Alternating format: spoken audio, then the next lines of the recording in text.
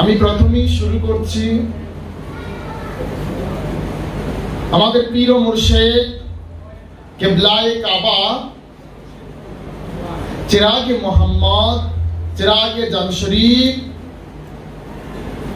মুজাদ্দিদে জামান রাইসুল মুফাসসির কালান্দার বাবা জাহাঙ্গীর বা ইমান আল সুরেশ্বরী আলাইহিস সালাতু ওয়াস সালামের নূরময় কদমে ভক্তি এবং চুম্বন রেখে এবং বাবা জাহাঙ্গীরের উত্তরসূরি আমাদের পীর ও মুর্শিদ কিবলায়ে কাবা শাহ সুফি সৈয়দ বাবা বেদ ও মুয়ারসি আল জাহাঙ্গীরের কদমে ভক্তি এবং চুম্বন রেখে আলে বাবা জাহাঙ্গীরের কদমে ভক্তি এবং চুম্বন রেখে আমার সম্মুখপানে উপস্থিত সকল প্রজ্ঞান সাধক সুফি অনুরাগী সুফিবাদের প্রেয়সী আমার মুরব্বী এবং সতীর্থগণ সকলের প্রতি আমার আন্তরিক ভক্তি এবং সালাম রেখে আমি অদম নাখান্দার নালায়েক নাচিস আপনাদের সম্মুখপানে খেদমতের জন্য দাঁড়িয়েছি।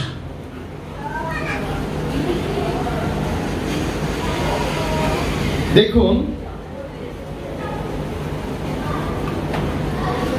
সমগ্র কোরআনিক দর্শন, সমস্ত দর্শন বিজ্ঞান, সকল জ্ঞান একটা সেন্টেন্সের মধ্যে, একটা বাক্যের মধ্যে সীমাবদ্ধ, বোঝানো। সেটা হচ্ছে মান আরাফা নাফসাহু ফাকাদ আরাফা রাব্বাহু। কোরআনের মূল দর্শন এটা, সকল জ্ঞান বিজ্ঞানের দর্শন হচ্ছে এটা। মান আরাফা নাফসাহু ফাকাদ আরাফা রাব্বাহু, এটা হচ্ছে কোরআনের মূল মেসেজ। এটা কোরআনে আছে কিনা এর সূত্র আমরা দেখি সূরা মায়েদার 105 নং আয়াতের মধ্যে, ইয়া আইয়ুহাল্লাযীনা আমানু আলাইকুম আনফুসাকুম। তো বলতেছিলাম মান আরাফা নাফসাহু ফাকাদ আরাফা রাব্বাহু। মান মানে যে, আরাফা শব্দের অর্থ হলো পরিচয়। মান আরাফা রাব্বাহু,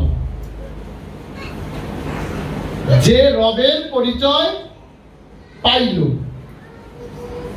না, মান আরাফা নফসাহু, নফস মানে জীবন, নফস মানে প্রাণ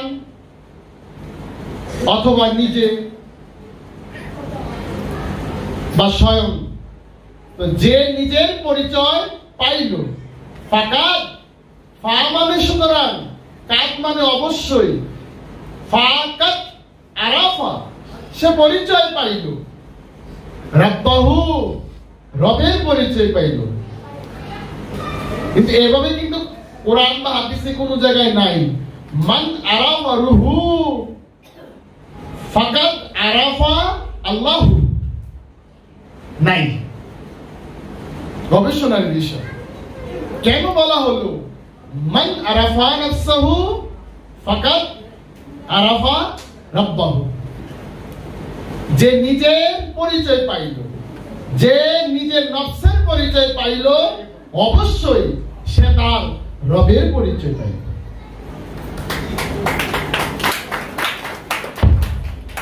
তো এই বিষয়টা খুবই গুরুত্বপূর্ণ। আমরা জানি সঙ্গীত যারা চর্চা করে এরা আগে সারগাম শিখে, এই সারগামের ভিতরেই সকল সঙ্গীতের সুর, তাল, লয়। তদ্রূপ সুফিবাদের দর্শন, ইসলামের দর্শন, আল কোরআনের দর্শন তিনটি সূত্রের মধ্যে গাঁথা। নফস, রূহ, এই নফস এবং রূহের মাঝখানে শয়তান। এই তিনটি শব্দের মধ্যে কোরআনিক দর্শনটি সুবিস্তার, এর বাইরে কিছু নাই। এই তিনটি শব্দকে রূপকথার আড়ালে উপমার সাহায্যে ব্যাখ্যা বিশ্লেষণ করা হয়েছে। কারণ প্রাণের বাহিরে কিচ্ছু নাই, নফসের বাহিরে কিচ্ছু নাই। এই নফসের মধ্যে শয়তানও আছে খান্নাস রূপে, এই নফসের মধ্যে রব আছে রূহ রূপে। তো এই দেহের বাহিরে, কারণ নফস আমার দেহের মধ্যে আছে, তো নফসটা, এই দেহটা হলো নফসের পোশাক। আমার শরীরের পোশাক হচ্ছে কাপড়টা, আর আমার নফসের পোশাক হলো দেহটা। তদ্রূপ রূহ এই নফসটাকে বাহন হিসাবে ব্যবহার, কারণ নফসের মধ্যে রূহ উদ্ভাসিত হয়, নফসের মধ্যে রূহ ফুৎকার করা হয়। যেহেতু নফসের বাহিরে তথা প্রাণের বাহিরে কিছু নাই, সুতরাং সবকিছু এই দেহের মধ্যে। এই জন্যই আল কোরআনুল কারীমের মধ্যে ইরশাদ হয়েছে, লা ইকরাহা ফিদ্দীন, দ্বীনের মধ্যে কোনো বল প্রয়োগ নাই, দ্বীনের মধ্যে কোনো বল প্রয়োগ নাই। এই দ্বীন শব্দটা আরবি,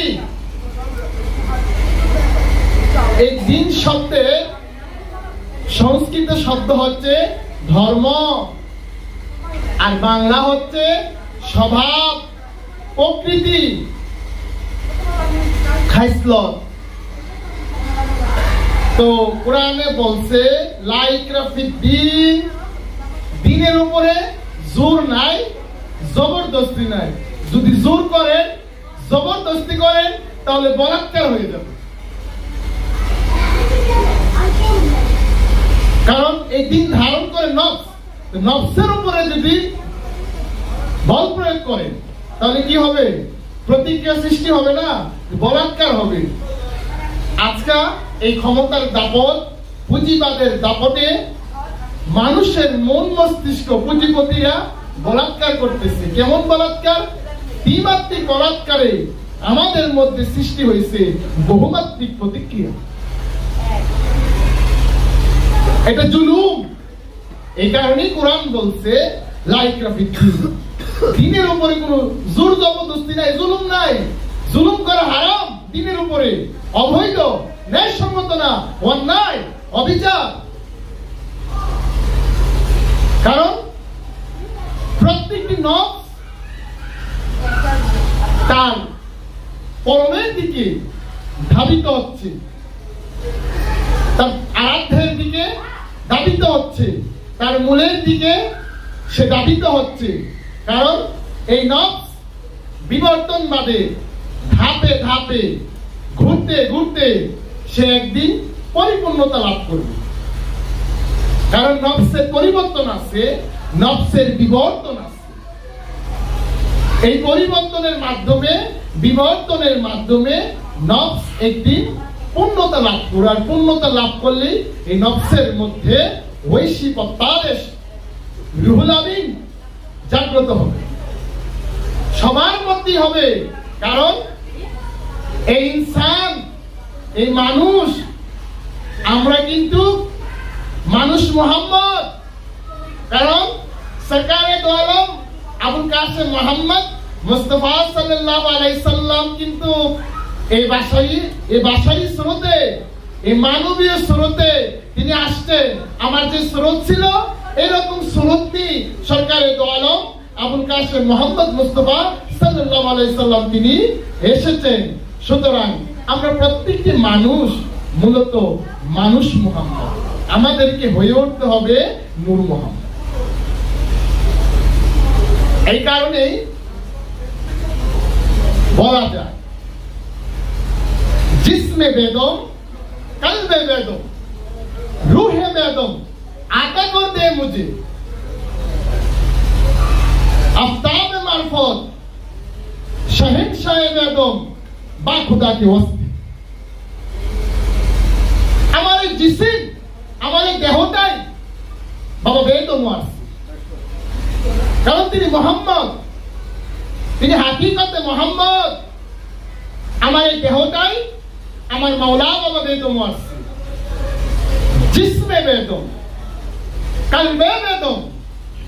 আমার চিন্তায়, আমার অনুভূতির মধ্যে শুধু থাকবে বাবা বেদম আছে।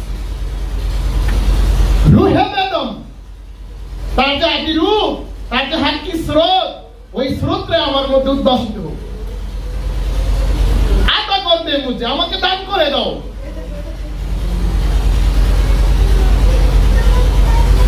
আফতাবে মারফত শাহেনশাহ বাবা বেদম আছে। আপনি মারফতের সূর্য, আপনি বাদশাহের বাদশাহ, শাহেনশাহ। আপনার হুকুম চলে জগতের উপরে। খোদার ওয়াস্তে আমাকে আপনার নূরে নূরময় করে দেন। কোন জোর নাই, জবরদস্তি নাই। ইহা আসে তার মাসুকের কাছে চাওয়া। তো যেহেতু নফস রুহের দিকে প্রত্যাপন করবে, কারণ রুজাত নফস সিফাত, কিন্তু ইনসানি নফসের মধ্যে রূহ আছে সূক্ষ্ম বীজ রূপে। কোন নফসের মধ্যে? ইনসানি নফসের মধ্যে, মানবীয় নফসের মধ্যে সূক্ষ্ম বীজ রূপে রূহ আছে। মানে আমার রবের চেহারাটা লুকায় আছে, কিন্তু তার উপরে একটা পর্দা পড়ছে। সেই পর্দাটার নাম হচ্ছে শিরক, কুফরি। এই শিরক এবং কুফরি নামক পর্দাটা নফসটিকে বেষ্টন করে আছে। এখন বলছে এই পর্দাটাকে বের করে আল্লাহর নূর, আল্লাহর চেহারা, আল্লাহর স্বভাব, আল্লাহর সুরত, আল্লাহর সিরাত উদ্ভাসিত করার জন্য। তো আল্লাহর সুরত, আল্লাহর স্বভাব, আল্লাহর সিরাত কে কোরআন জানান দিচ্ছে। তিনি হচ্ছেন উসওয়াতুন হাসানা, উত্তম আদর্শ, মানবতার রোল মডেল, যিনি খুলুকুল আযীম, যিনি আখলাকুল্লাহ, যিনি আল্লাহর চরিত্রবান। তিনি কে? মুহাম্মদ সাল্লাল্লাহু আলাইহি সাল্লাম। আর এই মুহাম্মদ কে? তাওহীদের মুর্শিদ। এই স্বভাব, এই চরিত্রের মাধ্যমে আমাকে পূর্ণতার ঘরে প্রবেশ করতে হবে। এই মুর্শিদের স্বভাব চরিত্রের মধ্যে আপনাকে আমাকে সায়ের করতে হবে, পরিভ্রমণ করতে হবে। ফাসিহু ফিল আরদে আরবাতা আল্লাহ শুরিন। আমার এই দেহ রাজ্যে, আমার এই বিশ্বের মধ্যে আমি ভ্রমণ করব। তা আমার এই বিশ্বের মধ্যে কার স্বভাব, কার চরিত্র আমি আনার চেষ্টা করব, কার গুণ, কার নূর ফুটানোর চেষ্টা করব। যিনি আইনুল্লাহ, যিনি নূরুল্লাহ, যিনি রুহুল্লাহ, যিনি খলিফাতুল্লাহ। এই কারণে দিনকে ভাগ করা হয়েছে দুই ভাগ। একটি আল্লাহর দিন, আর একটি মানুষের দিন। আল্লাহর দিন পবিত্র, আর মানুষের দিন কলুষিত। দিন কত প্রকার? দুই প্রকার, আল্লাহর দিন আর মানুষের দিন। কারণ মানুষ শয়তানগ্রস্ত, মূলত মানুষ শয়তান। এই ইনসান এবং নাস এরা শয়তানগ্রস্ত।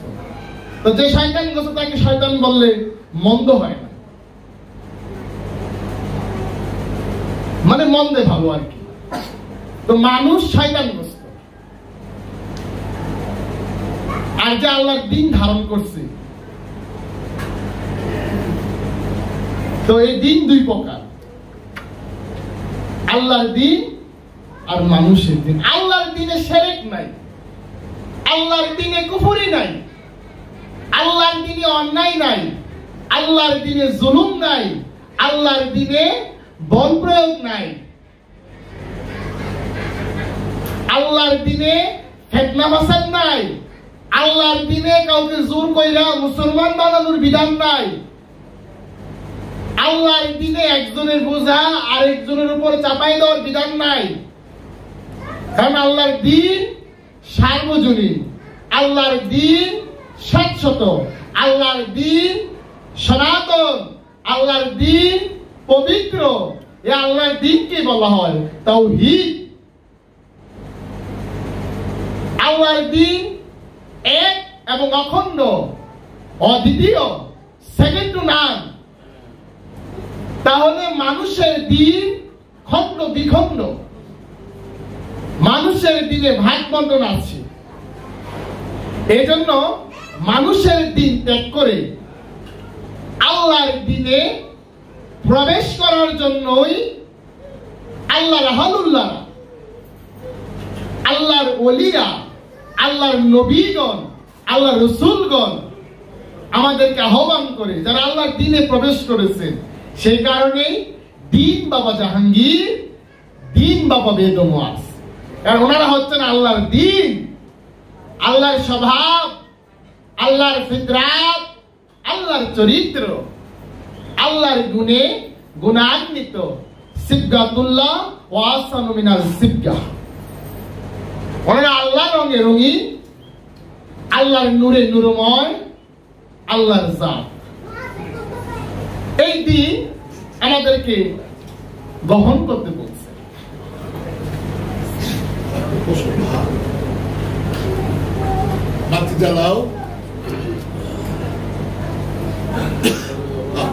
এই মানুষের দিন কলুষিত, কিন্তু মুর্শিদের দিন, রাসূলের দিন, আমার আল্লাহর দিন পবিত্র। তাহলে মানুষের দিন খান্নাসগ্রস্ত, মোহগ্রস্ত, শিরকের মধ্যে বন্দী, কুফরির মধ্যে বন্দী। তো এই কুফরি থেকে, শিরক থেকে, অন্যায়, জুলুম, অত্যাচার, বল প্রয়োগ থেকে আমাদেরকে বের হয়ে আমাদেরকে মুর্শিদের দিনের মধ্যে প্রবেশ করতে হবে। কারণ চরম সত্য বাবা জাহাঙ্গীর বলতেছে পীর দ্বারা শিরক। আপনি যদি পীর দ্বারা শিরক না করেন তাহলে আপনি আজন্ম শিরকের মধ্যে ডুবে আছেন। আমি পীর ধরছি কেন জানেন? শিরক থেকে বের হওয়ার জন্য। কারণ মুর্শিদ শিরক মুক্ত, উনি আল্লাহর দ্বীন, উনি আল্লাহর তাওহীদ। মুর্শিদ আল্লাহর দ্বীন, আল্লাহর তাওহীদ, আল্লাহর কিতাব, আল্লাহর ফুরকান, আল্লাহর নূর। উনি হচ্ছেন ঈমান। তো আমার দিন ত্যাগ করে, আমার রচিত দিন ত্যাগ করে এই মুর্শিদের দিনকে আমার মধ্যে স্থান দেওয়ার নামই হচ্ছে সুফিবাদ, আধ্যাত্মবাদ, গুরুবাদ। তো আমি শিরক থেকে বের হওয়ার জন্যই কিন্তু আমি ঈমান আনছি, দ্বীনের কর্ম করব। তাহলে বায়াত হওয়ার, মুরিদ হওয়ার উদ্দেশ্য কি? এই কুফরি এবং শিরকি জিন্দেগি থেকে বের হয়ে তাওহীদের মধ্যে প্রবেশ করা, তাওহীদের মধ্যে প্রবেশ করা, এটাই মূলত উদ্দেশ্য। শিরক থেকে, কুফরি থেকে বের হতে হবে। কারণ সুফি পীর ফকিরগণ তারা শিরক মুক্ত, কুফরি মুক্ত, আল্লাহর দ্বীনকে ধারণ করে আছে। মানুষ কেন আসে ওলি আল্লাহর কাছে? এই জঞ্জাল থেকে বের হওয়ার জন্য। এই আনুষ্ঠানিকতার, আইন কানুনে, এই বিভিন্ন মতবাদের জঞ্জাল থেকে বের হওয়ার জন্যই মানুষ ওলি আল্লাহর কাছে দিন গ্রহণ করে। কারণ ওলি আল্লাহর দিন সহজ সরল। এই সহজ সরল দিনকে বলা হয় ইহদিনাস সিরাতাল মুস্তাকিম, যে দিনের মধ্যে প্রবেশ করলে শান্তিতে থাকা যায়। কারণ আমরা জানি আল্লাহর দিনের মধ্যে কোনো বল প্রয়োগ নাই, জোর নাই, জবরদস্তি নাই। লা ইকরাহ ফিদ্দীন। এই দিন এবং দুনিয়ার মধ্যে আবার একটু ফারাক আছে। আমার মনের চাওয়া পাওয়া, কল্পনা, আশা, আকাঙ্ক্ষা, এগুলোর মধ্যে যে আমি গোরপাক খাচ্ছি, এটাই মূলত আমার দুনিয়া। অর্থাৎ আমার আমিত্ব বোধকে বলা হয় দুনিয়া। এই আমিত্বকে সমর্পণ করে আল্লাহ বলতেছেন দিনের মধ্যে প্রবেশ করে। তো আমিত্বের সমর্পণ কোথায় করব? আমি আমিত্বের সমর্পণ কোথায় করব? গাছের কাছে, মাছের কাছে, সাগরের কাছে, আসমানের কাছে, জমিনের কাছে? তো আমিত্বের সমর্পণ কোথায় করব? আল্লাহর দ্বীনের কাছে। তো আল্লাহর দ্বীন কে? আল্লাহর নবী, আল্লাহর রাসূল, আল্লাহর ওলি, আল্লাহর মুর্শিদ। এখানে আমিত্ব সমর্পণ করতে হবে, কারণ জাত লাগবে। তো জাতের কাছেই সমর্পণ করতে হবে। এই সমর্পণকে বলা হয় আত্মসমর্পণ। আত্ম অর্থ নিজ, সমযোগ অর্পণ, সমর্পণ। যে নিজেকে স্বেচ্ছায় সমর্পণ করছে তাকে বলে আত্মসমর্পণ। এখানে স্বেচ্ছায় আসতে হবে, কোনো শর্ত নিয়ে আসা যাবে না। আল্লাহর দ্বীনে কোনো শর্ত নাই, শর্ত একটাই, সার্বজনীন সত্য। তোমার স্বরচিত দিন দুনিয়া ত্যাগ করে আল্লাহর দ্বীনে প্রবেশ করো। এই দুইটা বিষয়। তাহলে আবার একটু বুঝি দুনিয়া এবং পৃথিবীর ফারাক। দুনিয়া আরবি শব্দ, ঠিক না? ওয়াসারাল হায়াতাদ দুনিয়া ফাইন্না যাহিমা ইয়াল মাওয়া। যে দুনিয়ার জীবনকে অগ্রাধিকার দিয়েছে, প্রাধান্য দিয়েছে, তার মাকাম, তার অবস্থান জাহান্নাম। তো ওয়াসারাল হায়াতাদ দুনিয়া ফাইন্না যাহিমা ইয়াল মাওয়া ওয়া আম্মা মান খাফা মাকাম রাব্বিহি ওয়া নাহা নাফসান আনিল হাওয়া ফাইন্নাল জান্নাতা হিয়াল মাওয়া।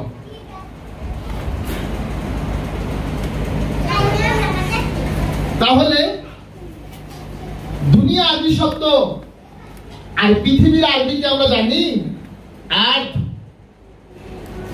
ইউসাব্বিহু লিল্লাহি মা ফিস সামাওয়াতি ওয়া মা ফিল আরদিল মালিকুল কুদ্দুসুল আজিজুল হাকীম। এই আসমান জমিনের মধ্যে যা কিছু আছে আল্লাহ তাওহীদে বাস করে। এই জমিনকে, এই পৃথিবীকে বলা হয় আরদ। তাহলে এই পৃথিবী আল্লাহর দ্বীনে বাস করে, আখিরাতে বাস করে, তাওহীদে বাস করে। শুধু বাস করে না, আমার অন্তরটি, জিন এবং ইনসানের অন্তরটি আল্লাহর দ্বীনে বাস করে। কারণ এই জিন এবং ইনসানের অন্তরের মধ্যে দুনিয়া আছে। এই দুনিয়ার আরেক নাম শয়তান, এই দুনিয়ার আরেক নাম মোহ, এই দুনিয়ার আরেক নাম সুখ, এটার আরেক নাম আরাম। এই জন্য খাজা বাবা বলছিলেন, আরাম উস দিল কো মিলা জিস দিল কো কবি আরাম নেহি মিলা। তাহলে এই পৃথিবী নামক যে গ্রহটা সৌরজগতের মধ্যে আছে, এটা আল্লাহর দ্বীনে বাস করে। তাহলে ধ্বংস হবে কি? লয় হবে কি? ফানা হবে কি? দুনিয়া, দুনিয়া ধ্বংস হবে, লয় হবে, ফানা হবে। কিন্তু এই দুনিয়ার আবার জাগতিক অস্তিত্ব নাই। এটা আমার কোনো পদার্থ না, ম্যাটার না। দুনিয়া কি? প্রত্যেকটি মানুষের মনের কাল্পনিক চাহিদা, কামনা, বাসনা, মানে অজ্ঞতা। এই অজ্ঞতাকে বলা হয় দুনিয়া। কুসংস্কার, এগুলোর বোঝা আমরা বহন করে বেড়াচ্ছি।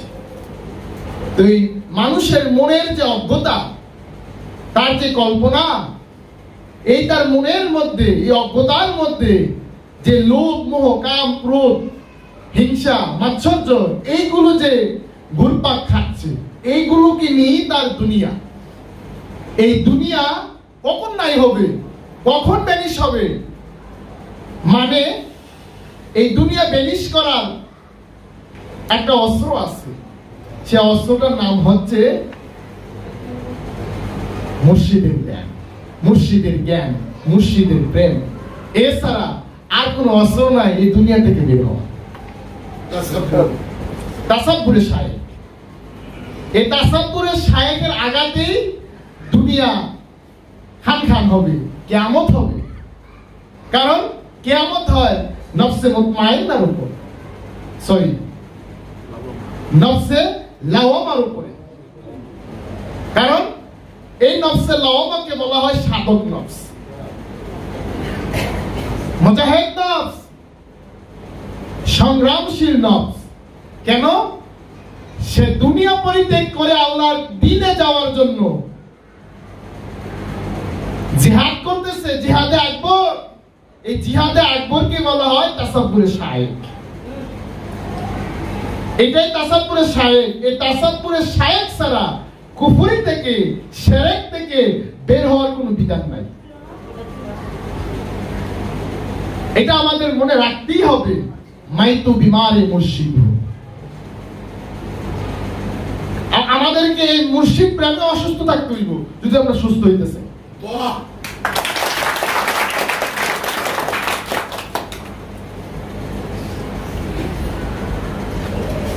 এটা আমাদেরকে মূল্যায়ন। তাহলে পৃথিবী কি হবে? আমার এই দেহটাকে বলা হয় পৃথিবী, মানে মাটি। এই পৃথিবী আবর্তন হবে, বিবর্তন হবে, এক রূপ থেকে অন্য রূপে রূপান্তর হবে। যেমন বলা হয় নদীর এপার ভেঙে ওপার করে, এই পৃথিবীর মধ্যে চলছে শুধু আঁকাআঁকি, মুছামুছি। একদিকে ভাঙে, আরেক দিকে গড়ে। আমাদের এই বাংলাদেশ বেশি দিনের বয়স না। বাংলাদেশ, এই বাংলাদেশের পূর্ব নাম ছিল কি জানেন? বদ্বীপ। তার চতুর্দিকেই ছিল মানে জল, এটা ছিল বদ্বীপ। তার আগে কি ছিল? বদ্বীপের আগে কালিদাস সাগর। কি? কালিদাস সাগর। তাহলে এই ভারত মহাসাগরের মধ্যে একটা দ্বীপের উদয় হয়েছে বঙ্গোপসাগরের কিনারে, সেটা হচ্ছে বদ্বীপ। সেই বদ্বীপের নাম হচ্ছে বাংলাদেশ। তার আগে তো সাগর ছিল।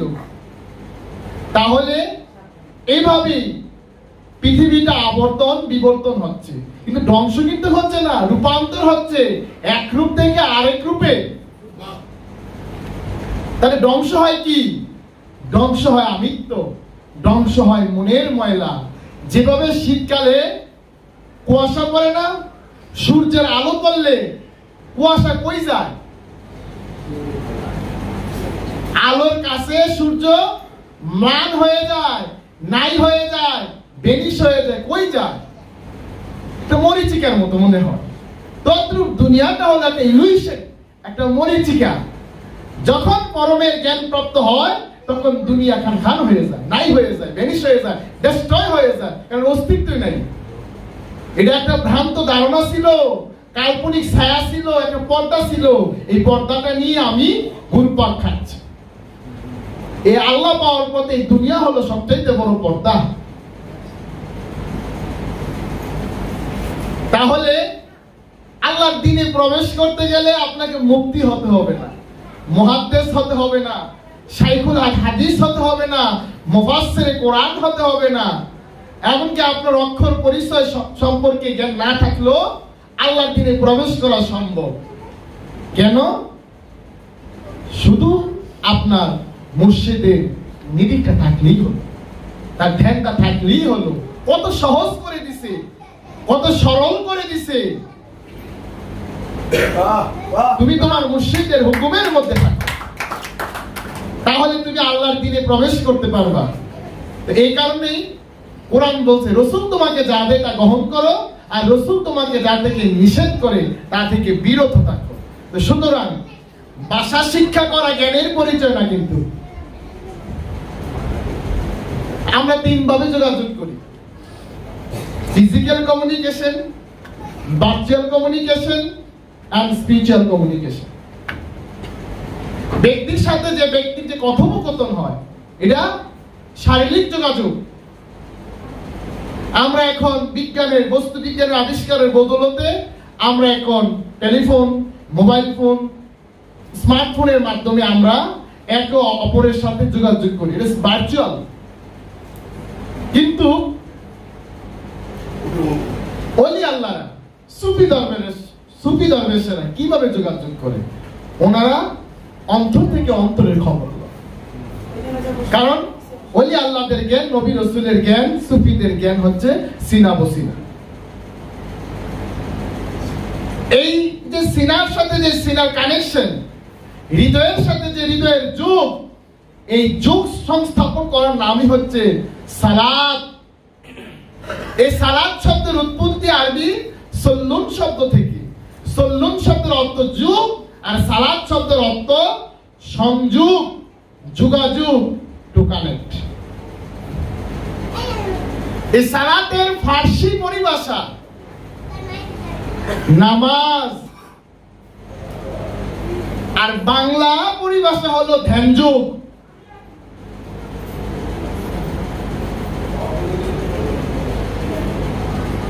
নামাজের বাংলা কি? পূজা। পূজাকে আমরা একটু ভাঙি, পূজুক যা পুয়ত্ত পূর্ণ যা অর্থ জাগরণ, যে নিজেকে পুনরায় জাগাইছে, তার সালাত হয়েছে, তার নামাজ হয়েছে, তার পূজা হয়েছে। তো বাবা বেদ মোয়াসি, গত বছর আমরা ফরিদপুরে গেছিলাম পূজার সময়। তখন বাবা একটা গাড়ির মধ্যে একটা কথা বলছিলেন, পূজা আগে না বিসর্জন আগে? আমরা দেখি হিন্দু সম্প্রদায়, সনাতনীরা আগে পূজা করে পরে বিসর্জন দেয়। তো দর্শন কি বলে? দর্শন বলে আগে বিসর্জন তারপরে পূজা। কারণ অন্তরে হিংসা রেখে, লোভমোহ রেখে তো আর পূজা হবে না। কারণ পূজা করার শর্ত হলো পবিত্র হতে হবে। তাহলে আমার অন্তরের মধ্যে লোভমোহের মূর্তি রেখে আমি কিভাবে পূজা করব আমার আরাধ্যে? তো আগে বিসর্জন তারপরে পূজা। যাই হোক, আমাদেরকে এগুলো বুঝতে হবে, কারণ প্রতীক বলে না, বলার মানুষের মধ্যে ব্যঞ্জনা সৃষ্টি করে, ইজ্জত পায়। সে কারণেই বলতেছিলাম, ভাষা শিক্ষা করা জ্ঞানের পরিচয় নয়, জ্ঞান হলো ভাষার গভীরতার স্পর্শ অনুভব করা। আমার বক্তব্যের মাধ্যমে আপনারা তথ্য পাবেন, জ্ঞান পাবেন। এই তথ্যকে মন্থন করে আপনার অন্তর থেকে যা উদয় হবে সেটা জ্ঞান। ওই জ্ঞান আপনাকে সংশোধন করবে। তো নলেজ এন্ড ইনফরমেশন কখনোই এক না। আমরা বিভিন্ন জায়গা থেকে, বিভিন্ন সোর্স থেকে ইনফরমেশন কালেকশন করি। এই ইনফরমেশন কালেকশন মানে তথ্য কালেকশন করি। এই তথ্যগুলোকে যখন আমরা বিচার বিশ্লেষণ করে আমরা একটা নির্যাস, একটা এসেন্স বের করি, ওই নির্যাসটা হচ্ছে আমার জ্ঞান। ওই জ্ঞানটাই আমাকে সংশোধন করে, কারণ জ্ঞান মানুষকে সংশোধন করে। এই জন্য জ্ঞানীরা আল্লাহকে ভয় করে। কারণ মানব সূর্য, মানুষের মধ্যে একটা সূর্য আছে। কোরআন বলছে, বাবা জাহাঙ্গীরও বলছে, একটা সূর্য আছে। এই সূর্য আবার সৌরজগতের সূর্য না, একটা সূর্য আছে, সত্যের সূর্য। মানব সূর্য কামনার কুয়াশার চাদর দ্বারা আবৃত থাকে। চাদর খসে পড়লে সূর্য আলো ছড়াবে। এই যে কামনার যে একটা পর্দা আমার নফসের উপরে আছে, কি দিয়ে কাটবো? কাটার একটাই অস্ত্র, তাসাব্বুর শারক। হালাল সাবান দিয়ে স্নান করলে, গোসল করলে তার মানুষ পবিত্র হয় না, পরিষ্কার হইতে পারবে। পবিত্র হব কি দিয়ে? একজন নাস্তিক যে আল্লাহই মানে না, আমাদের চাইতে এরা অনেক গুণে পরিষ্কার পরিচ্ছন্ন থাকে, স্বচ্ছ থাকে, তাই বলে তাকে আল্লাহ আল্লাহ বলা যাবে না, তার ঈমান নাই। তো আপনি ওযু করে গোসল করে পরিষ্কার হতে পারবেন, পবিত্র হতে পারবেন। কারণ পানি দিয়ে পরিষ্কার পরিচ্ছন্ন যায়, ময়লা সাফ করা যায়। দেহের ময়লা সাফ করে, দেহ তো মুসলমান তৌহিদে বাস করে, করলি কি না করলি কি, কিন্তু জঞ্জাল তো অন্তরের মধ্যে।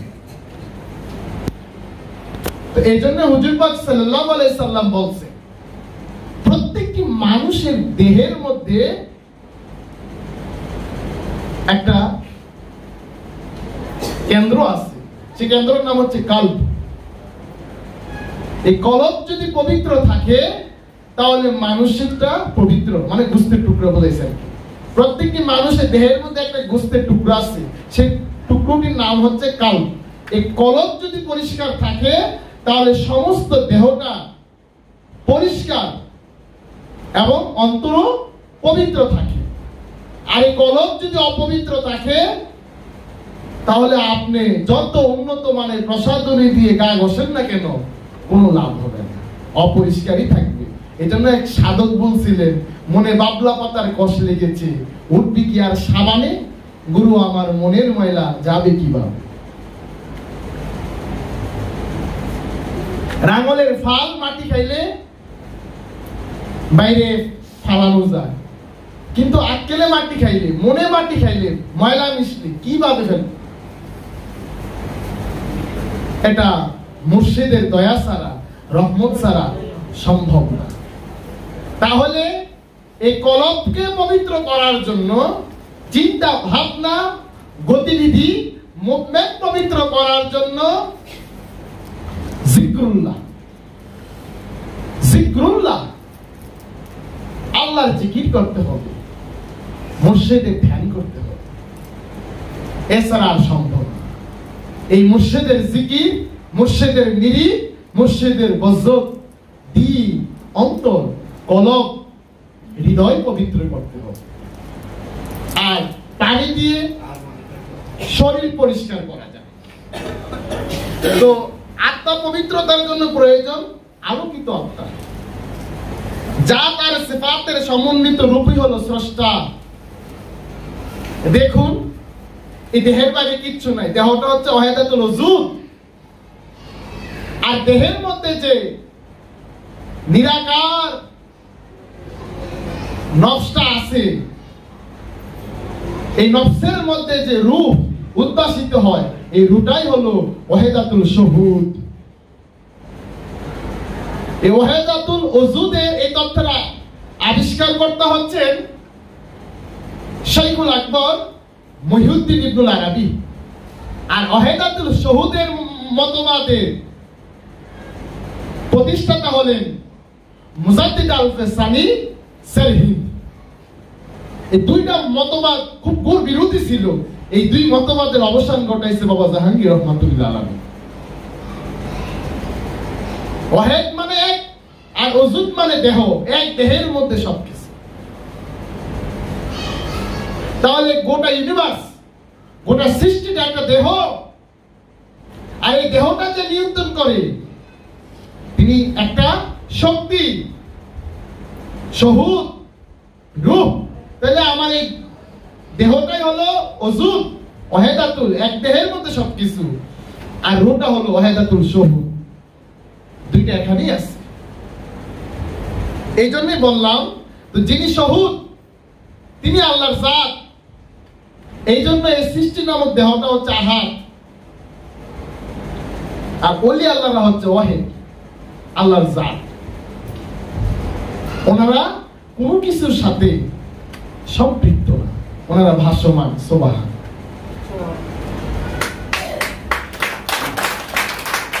এই সৃষ্টির বিকশিত রূপটাই হলো আহাদ। আহাদি ওহেদের অভ্যন্তরে নান্দনিক ছন্দের স্বীয় রূপে নবতর পরিচয়ের স্বাক্ষর রেখে চলছে। কারণ এটা জুলজালালের রহস্য। সে সেকেন্ডে অনন্ত রূপে অনন্ত গতিতে ছুটে চলছে। এই জন্য আমরা ওজিফা পড়ি, তাবারাকা ইসমু ওয়া রাব্বুকা ওয়া যুলজালালুল ইকরাম। বাবা জাহাঙ্গীর এই আয়াতে তাফসীর করেছেন, এক সেকেন্ডের মধ্যে যে রূপ পৃথিবী দেখাইছে আর কোনোদিন কোনো কালে দেখানো হবে না। তো এই এক সেকেন্ডের মধ্যে, এটা এক সেকেন্ডকে আবার অনেক ভাগে ভাগ করছে বিজ্ঞান, ন্যানো সেকেন্ড। এই ন্যানো সেকেন্ডের মধ্যে হাজার হাজার মানুষ জন্মায়, হাজার হাজার মানুষ মৃত্যুবরণ করে, হাজার হাজার ফুল ফুটে, হাজার হাজার ফুল ঝরে, সব এক সেকেন্ডের ভিতরে হচ্ছে। এটা বুঝবো কিভাবে? এটা বুঝে যিনি মহাকালে আছে, এটা বুঝে যিনি ত্রিকালদর্শী, কালজয়ী, কালোত্তীর্ণ, পুরুষোত্তম মহাপুরুষ। কারণ ওনারা যুগের ঊর্ধ্বে, কালের ঊর্ধ্বে। ওনাদেরকে বলা হয় টাইম, কাল, দাহার। কোরআনে আসছে 103 নম্বর সূরা আসরের মধ্যে, ওয়াল আসরি, শপথ মহাকালে। তাকে সাক্ষী রাখছে, তাকে দলিল করছে। কাকে? মহাকালকে। মহাকালকে একজন মুমিন, আল্লাহর ওলিগণ, আল্লাহর নবীগণ, রাসূলগণ, ওনারা হচ্ছে মহাকাল। ওনারা হচ্ছে দলিল, সাক্ষী, আল্লাহর নির্দেশন, রুহুল্লাহরা আল্লাহর সাক্ষী, আল্লাহর আয়াত। এদেরকে সাক্ষী রাখছে। সাক্ষী রাখেই বলতেছে ইন্নাল ইনসানা লাফি খুসর। অবশ্যই অবশ্যই ইনসানগণ ক্ষতিগ্রস্ত। ইনসান অবশ্যই ক্ষতিগ্রস্ত, মানুষ ক্ষতিগ্রস্ত, ক্ষতির মধ্যে আছে। এই ক্ষতি থেকে কিভাবে বের হবো? কোরআন বলতেছে ইল্লাল্লাযিনা আমানু, তারা ক্ষতিগ্রস্ত নয়, তারা ক্ষতিগ্রস্ত হবে না যারা ঈমান আনছে। কার প্রতি? মহাকালের প্রতি, মুর্শিদের প্রতি, যে আল্লাহর দলিল, তার উপরে যে ঈমান আনছে সে কখনো ক্ষতিগ্রস্ত হবে না। ইল্লাল্লাযিনা আমানু ওয়া আমিলুস সালিহাত ওয়া তাওয়াসাউ বিল হাক্কি ওয়া তাওয়াসাউ বিস সাবর।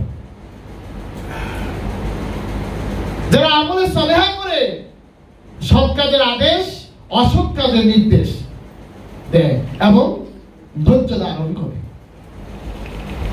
তারা ক্ষতি থেকে বের হয়ে যাবে। তাহলে তিনটা অবস্থা কিন্তু আমরা পাইলাম। মুমিন পাইলাম যিনি মহাকালে আছে, ইনসান ক্ষতিগ্রস্ত সেটাও পাইলাম, আমানু ক্ষতি থেকে বের হওয়ার জন্য, মহাকালে প্রবেশ করার জন্য সে মুজাহিদায় লিপ্ত আছে। কত সুন্দর দর্শন! এই প্রকৃতির প্রকাশ এবং বিকাশ হচ্ছে দান্দিক রূপে। আল কোরআনের দর্শন হচ্ছে দান্দিক দর্শন, মানে আলো এবং আধারি দর্শন, একসাথে মিক্সড। এই কারণে এক শায়ের বলছিলেন, তুমি এক গোড়ার দাম দাও, বোঝা যায় না। এইটাকে বুঝতে গেলে সূক্ষ্মতা অবলম্বন করতে হবে।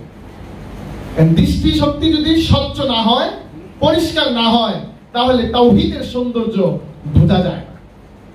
তাওহীদের সৌন্দর্য বুঝতে গেলে, আল্লাহর দ্বীনের সৌন্দর্য উপলব্ধি করতে গেলে সত্যি হচ্ছে দৃষ্টি শক্তি, দৃষ্টি ভঙ্গি স্বচ্ছ করতে হবে, পরিষ্কার করতে হবে, পবিত্র করতে হবে।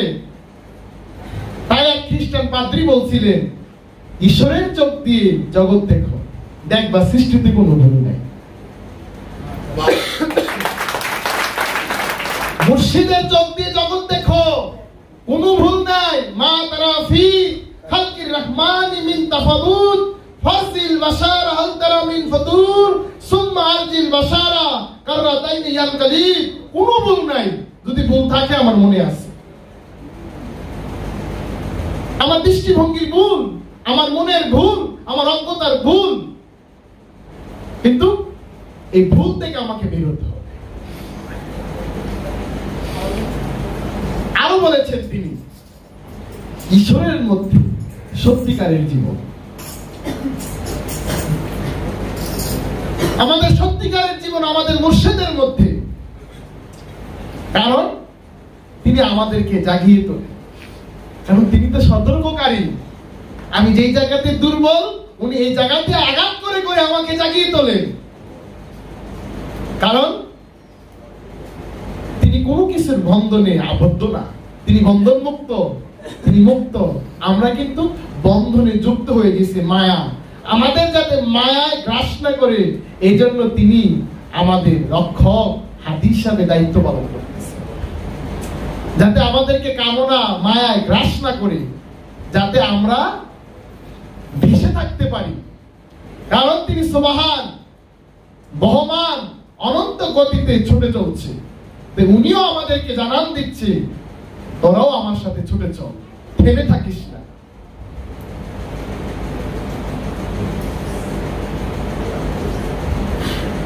যেদিন সন্দেহের অবসান হবে, সেদিন হবে জীবনের সাথে প্রথম পরিচয়। কারণ এই সন্দেহের পেটেই জন্ম নেয় বিভ্রান্তি, কুফরি, মতবাদ। মানুষ কিন্তু সবসময় সন্দেহ করে,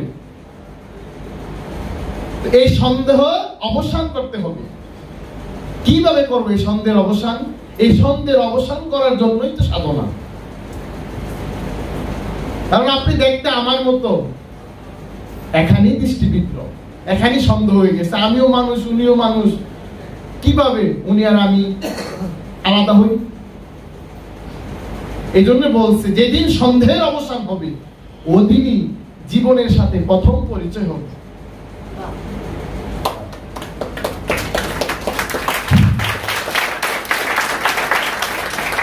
শব্দের মধ্যে ব্যঞ্জনা লুকিয়ে আছে, তরঙ্গ রূপী। কারণ তরঙ্গ কিন্তু একটা ফ্লো, একটা ফ্রিকোয়েন্সি। শব্দের মধ্যে কিন্তু শক্তি মজুদ। এই মুখ থেকে একটা শব্দ বের হলে একজন আদর করে, আবার এই মুখ থেকে একটা শব্দ বের হলে আরেকজনের তুচ্ছ-তাচ্ছিল্য করে। আমি কালমা পড়ি, আমি কালমা পড়ার কারণে আমাকে আমার সমাজের মানুষ ঠাট্টা, বিদ্রুপ, টিটকারি, তামাশা করে।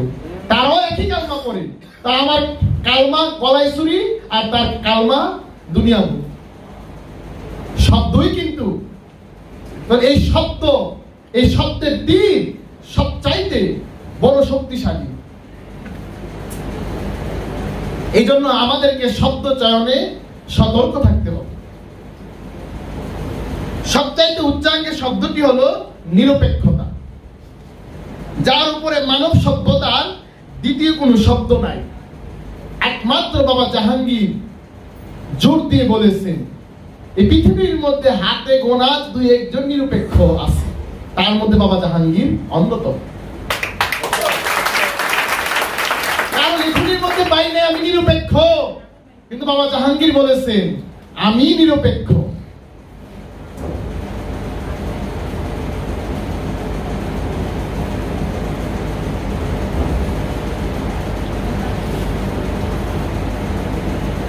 প্রত্যেকটি কার্যের কারণ থাকে, সেই কারণে আদি কারণ হলো অজ্ঞাত কারণ।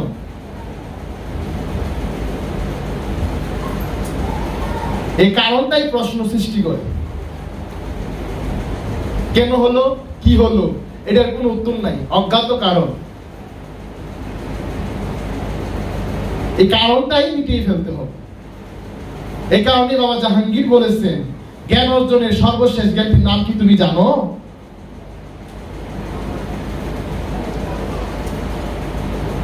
বাবা জাহাঙ্গীর বলেছেন আমি জানি না। তাহলে কোন পর্যায়ের জ্ঞান এটা? আমি যে জানি না, ইহাই জ্ঞান অর্জনের সর্বশেষ জ্ঞান। এই জ্ঞানের মধ্যে আর কোনো জ্ঞান নাই।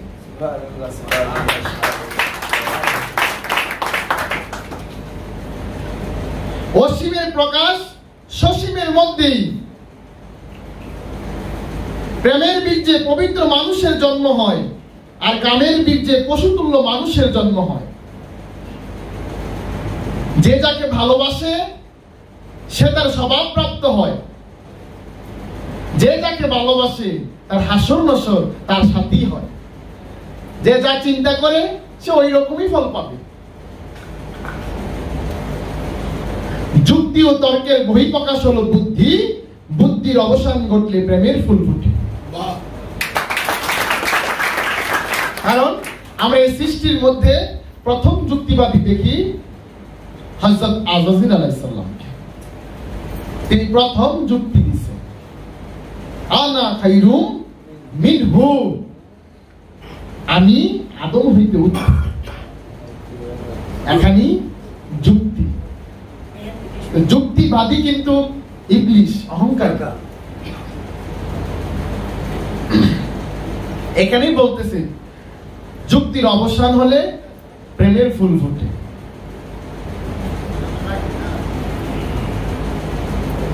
জ্ঞান মানুষকে পরিশুদ্ধ করে, তাই জ্ঞান প্রক্রিয়া স্বরূপ যন্ত্র। সকল সৃষ্টির মূলে সত্য, তাই সত্য স্বরূপে সিদ্ধ। তাই সত্যকে সত্য, সত্যই সত্যকে বিচিত্র রূপে প্রকাশ করে। নির্বোধেরা ধর্মের কেতাব আর প্রতীকের পূজা করে। জ্ঞানীরা পবিত্র জনের পূজা করে।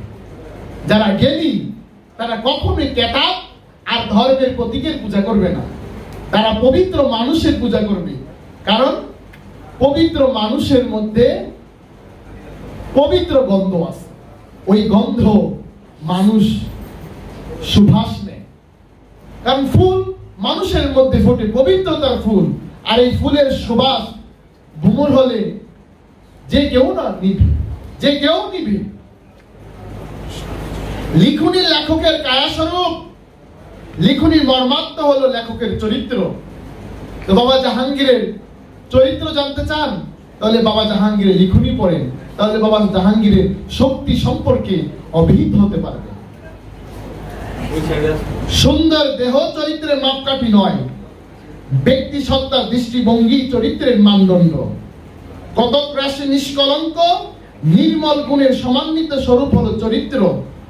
সৃষ্টির আদিরূপটি হলো স্বরূপের পূর্ণবৃত্ত, অন্তররূপটিও পূর্ণবৃত্ত, মাঝখানটা আপেক্ষিক সরলরেখা। আপেক্ষিক সরলরেখা, এই দুনিয়াটা আপেক্ষিক, কিন্তু আদি রূপটাও বৃত্ত, শেষ রূপটাও বৃত্ত। এই মাঝখানে যে ছোটাছুটি বৃত্তের মধ্যে আমরা ভাবতেছি সরলরেখা, আর মরবো না, সব এক হয়ে যাবে। না, এটা পূর্ণ বৃত্ত। কারণ কোথায় আছে এই কথা? সুম্মা দানা ফাতাদাল্লা ফাকানা কাবা কাউসাইনি আও আদনা।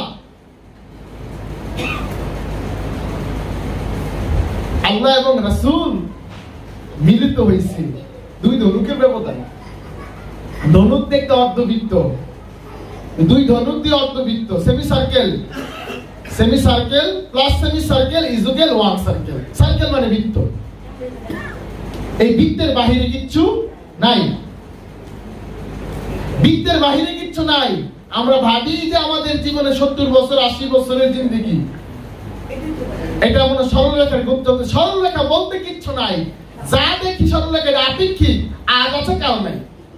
কিন্তু সার্বিক সত্য হলো বৃত্ত। কারণ পৃথিবীটা গোল, পৃথিবীটা গোল, ইউনিভার্সটা গোল।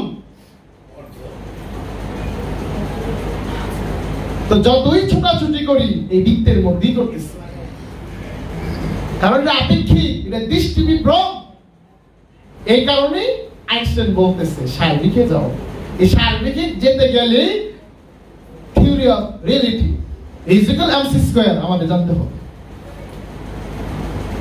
কারণ এটা এই বৃত্তের রহস্যের জ্ঞান দেয়। আর আমরা যে জ্ঞান জাগতিক জ্ঞান অর্জন করি, এগুলো আপেক্ষিক, 2 পয়সা দাম নাই।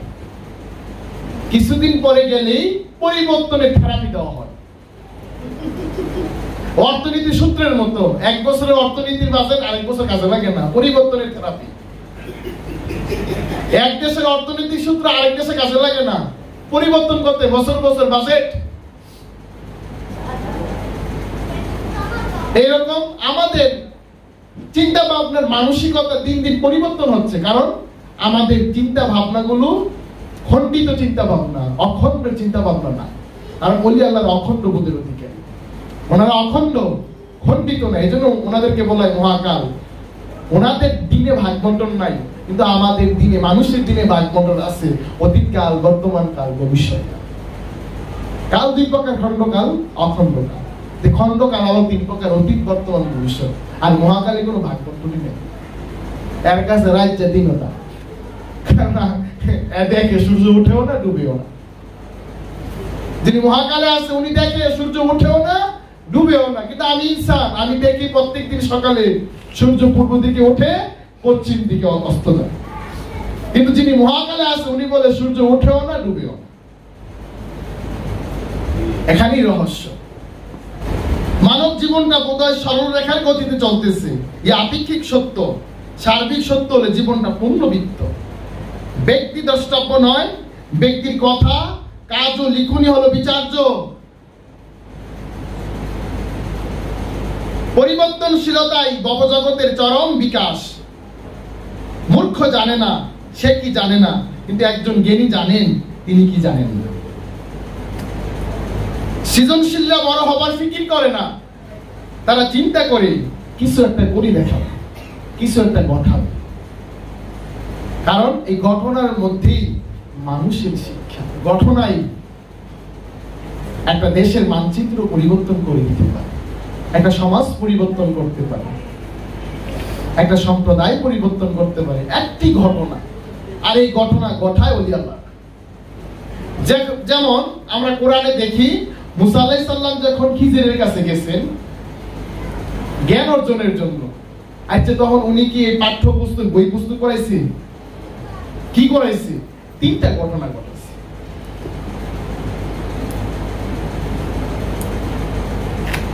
ওলি আল্লাহরা, তাসাউফপন্থীরা, নবী রাসূলরা এই পাঠ্যপুস্তক পড়াইয়া, সিলেবাস পড়াইয়া জ্ঞান শিক্ষা দেয়। ওনারা শিক্ষা দেয় ঘটনা ঘটাইয়া।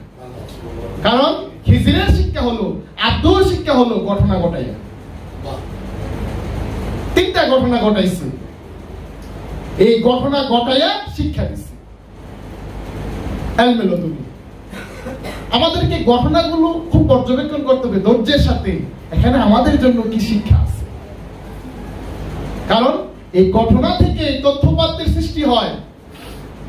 কোন একটা ঘটনা ঘটলো, ওই জায়গায় সাংবাদিক যায়, সরজমিনে সাংবাদিক গিয়ে উপাত্ত কালেকশন করে, এই উপাত্তগুলোকে প্রসেস করে সংবাদ বানায়, খবর বানায়, তথ্য বানায়। এই তথ্য পরে পেপার, পত্রিকা, মিডিয়াতে আসে, আমরা পড়া ইনফরমেশন কালেকশন করি। কিন্তু এর মূল কোথায়? ঘটনার মধ্যে। ঘটনা ঘটলে একটা বিস্ফোরণ হয়, মানুষের মনের মধ্যে একটা পরিবর্তন আসে, প্রভাব পড়ে। এই কারণটা যদি আমরা জানি তাহলে আমরা বিচলিত হব না, তাহলে আমরা ধৈর্যের সহিত এই বিষয়টাকে পর্যবেক্ষণ করতে পারবো। আমরা একটা ভারসাম্যের মধ্যে থাকতে পারবো, আর না হলে ভারসাম্য ব্যাহত হওয়ার সম্ভাবনা আছে। বাবা রেখে দিই।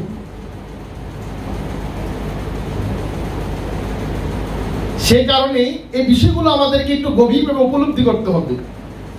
যেমন ধরেন নলেজ এবং উইজডম, এটা বলে এক জিনিস না। নলেজ মানে জ্ঞান, আর উইজডম মানে প্রজ্ঞা।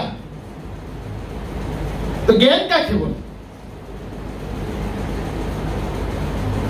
জ্ঞান হচ্ছে ইন্দ্রিয় অনুভূতি, নির্ভুল ধারণাকে বলে জ্ঞান। যেমন উদাহরণ দিলে আমরা আরো সহজ করে বুঝতে পারবো। যেমন আমরা যদি আম খাই, আম টক হয়, মিষ্টি হয়, এটা কিন্তু আমাদের জিহ্বায় দিলে চাক্ষুষী বলে দেয় এটার গুণ কি। টক খাইলে টক, জাল খাইলে জাল, মিষ্টি খাইলে মিষ্টি, তেতো খাইলে তেতো, ঠান্ডা না গরম, না নাতিশীতোষ্ণ। সাথে সাথে আমাদের ইন্দ্রিয় ইনফরমেশন দেয়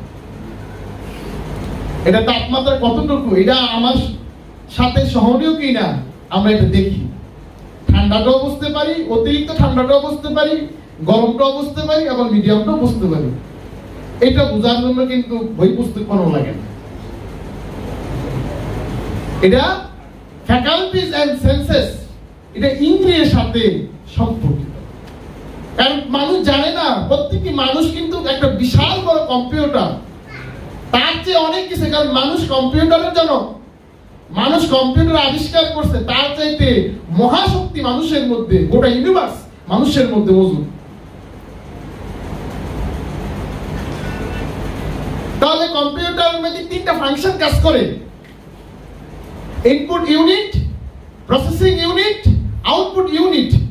তাহলে এই দেহটা যদি একটা কম্পিউটার হয়, তাহলে সে কিভাবে ইনপুট নেয়? তার পঞ্চ ইন্দ্রিয় শক্তির মাধ্যমে সে প্রকৃতি থেকে ইনপুট সংগ্রহ করে, কালেকশন করে। তার চিন্তা, তার চেতনা, তার ব্রেন সেটা প্রসেস করে। এটাকে বলা হয় সিপিইউ, সেন্ট্রাল প্রসেসিং ইউনিট। আমরা পঞ্চ ইন্দ্রিয় শক্তির মাধ্যমে আমরা এই প্রকৃতি থেকে তথ্যপাত্র কালেকশন করি। কম্পিউটারের মাধ্যমে আমরা কিবোর্ডের মাধ্যমে, স্পিকারের মাধ্যমে। এই যে স্পিকারটা, এটা কি? Input unit. Camera input unit, কিন্তু মনিটর আউটপুট ইউনিট। মাঝখানে কিন্তু প্রসেস হচ্ছে, এটা বুঝতে হবে। তো আমার চোখ ইনপুট ইউনিট, কর্ণ ইনপুট ইউনিট, জিহ্বা ইনপুট ইউনিট, গ্রাম ইনপুট ইউনিট। প্রত্যেকটা সময় আমাকে ইনফরমেশন দিচ্ছে, আর এটা প্রসেস হচ্ছে কিন্তু আমার অনুভবের মাধ্যমে। আমার ব্রেন এটাকে প্রসেস করছে। ব্রেনটা হচ্ছে processor, CPU, central processing unit. তার আউটপুট কি? আউটপুট হচ্ছে আমার আচার আচরণ, ব্যবহার। তাহলে তোমার ভিতরে কি কাজ করে? তুমি কোথায় থেকে কি নিচ্ছ? তোমার প্রকাশ এবং তোমার বিকাশ, তোমার চলন এবং তোমার বলন বলে দিবে তুমি কোথায় যাও, কি করো, কি আছে। তোমার শব্দের মধ্যে সবকিছু মজুদ আছে। তোমার টনি বলে দিবে তুমি কি করো। তাহলে মানুষ যা খায়, এই যে দেহের ভিতরে যা ঢুকানো হয়, তা ইনপুট। আর এই যে আমাদের যে লিভার, পেট, এটা প্রসেস করে, তারপরে প্রসেস হওয়ার পরে আউটপুট বের করে দেয় পায়ুপদ্ধি। সবকিছু এখানেই আছে।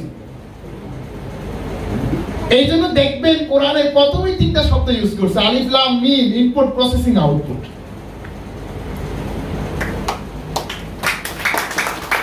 কারণ যা ইনপুট করা হবে তাই প্রসেসে বের হবে। ধরেন অনেক প্রতিষ্ঠানে স্টুডেন্ট নেয় জিপিএ 5, ইনপুট কিনে জিপিএ 5, তা আউটপুট কি আসবে? জিপিএ 5ই তো আসবে। স্যার নিছেন জিপিএ 5, দিবেন জিপিএ 5, 5 নিছেন 5 দিবেন। তো প্রসেস কি হলো? যা নিছেন তাই হইছে। তো 3.2 পয়েন্ট নিয়ে যদি জিপিএ 5 বের করতে পারেন, তাহলে প্রতিষ্ঠানের উন্নতি আছে। ইনপুটটা বুঝতে হবে, কারণ ইনপুট যদি পিওর হয়, আউটপুট পিওর হবে। আর ইনপুট যদি নষ্ট হয়, তা আউটপুট নষ্ট। কারণ ইনপুটের উপর ভিত্তি করে আউটপুটটা বের হয়।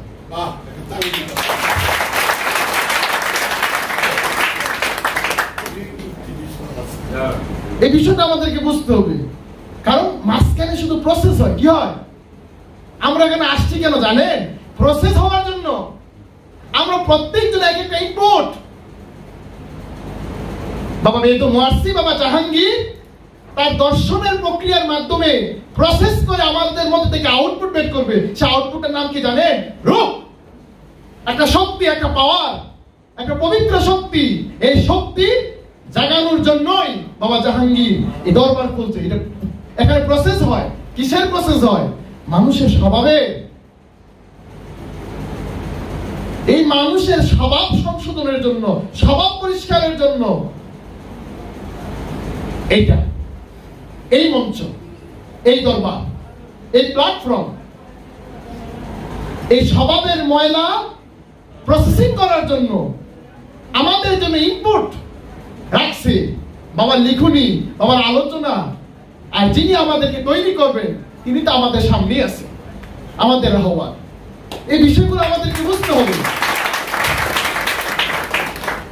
এই জন্য ইনপুট যত ভালো হবে, আমরা যত ভালোভাবে আমাদের মুর্শিদের কাছ থেকে রিসিভ করতে পারবো, শ্রবণ করতে পারবো, ততই আমাদের আধ্যাত্মিক জাগতিক উন্নতি হবে। কারণ ইনপুটের উপর ভিত্তি করে প্রসেস হয়। আমি সংজ্ঞাটা যেন আরেকটু বিশ্লেষণ করে আরো ভালো বুঝতে পারবেন। এই প্রকৃতির পরতে পরতে যে উৎপাদনের উপকরণ ছড়িয়ে ছিটিয়ে আছে, যা প্রক্রিয়াকরণে ব্যবহৃত হয়, তাকে ইনপুট বলে। উৎপাদনের উপকরণ এগুলো শৃঙ্খলিত না, বিশৃঙ্খল, ইনঅ্যাক্টিভ, অ্যাক্টিভ না, সক্রিয় না, অর্থবহ না। আমি একটা নাদান, আমার কোনো অর্থ নাই, কিন্তু মুর্শিদ যখন আমাকে ঘুরে তুলবেন তখন আমার একটা অর্থ হতে পারে।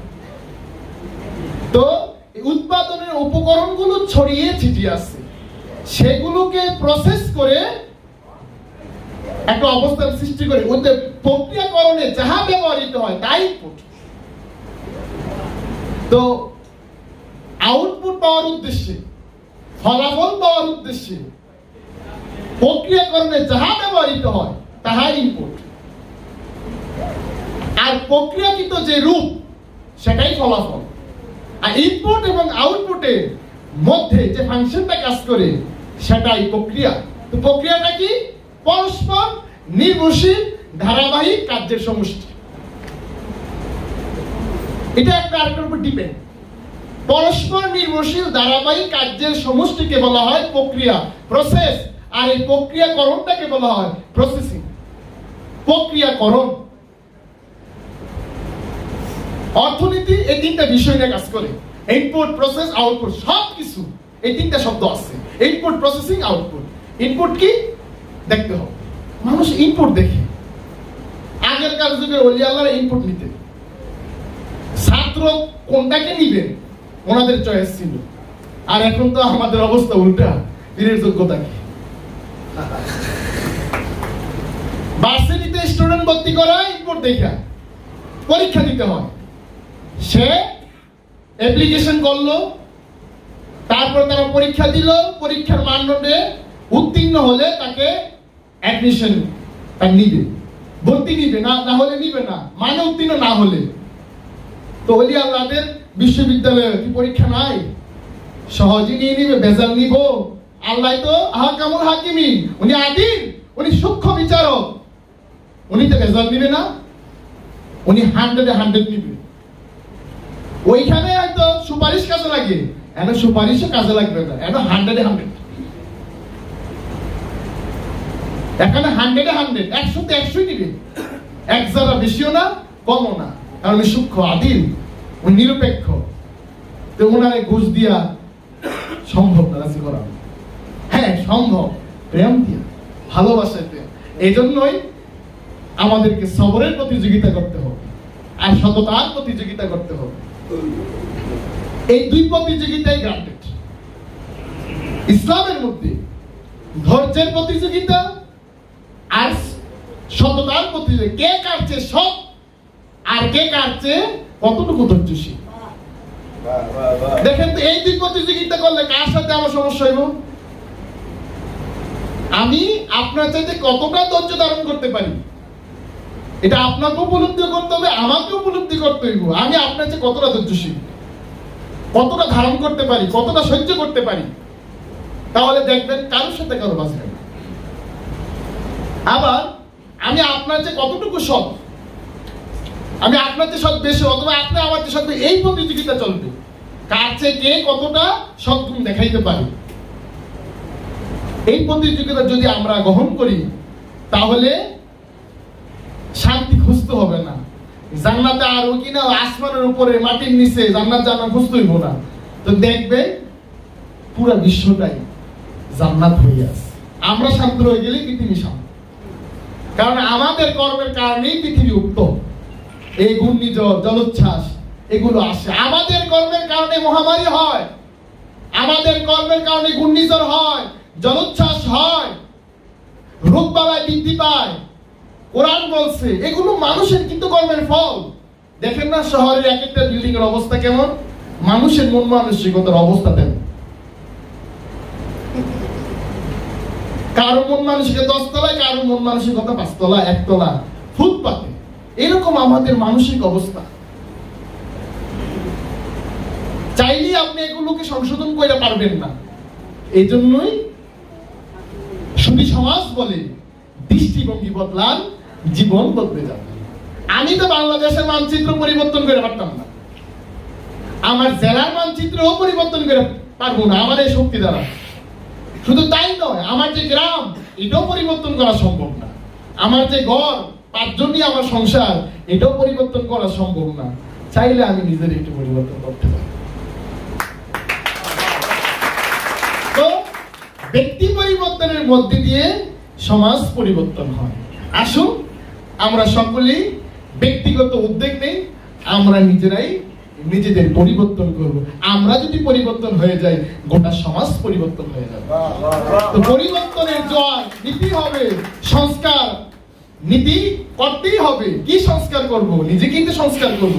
সংস্কার হওয়ার জন্যই তো বাবা জাহাঙ্গীর দরবার করছে, বাবা বেদম ওয়ার্সি বসছেন। সংস্কার করার জন্য সংস্কার করেই যাবে। সংস্কার হচ্ছে, সংস্কার হবে। জগতের ওলি আল্লাহরা আসি সংস্কার করার জন্য। যারা আহ্বানে আসে অবশ্যই তারা মুক্তির স্বাদ পায়, মুক্তির আনন্দ পায়। কারণ সংস্কার হয়ে গেছে, সত্যের দিশা পাইছে, সত্য দেখছে, সত্য উপলব্ধি করছে, সত্যের সাথে আলিঙ্গন করছে।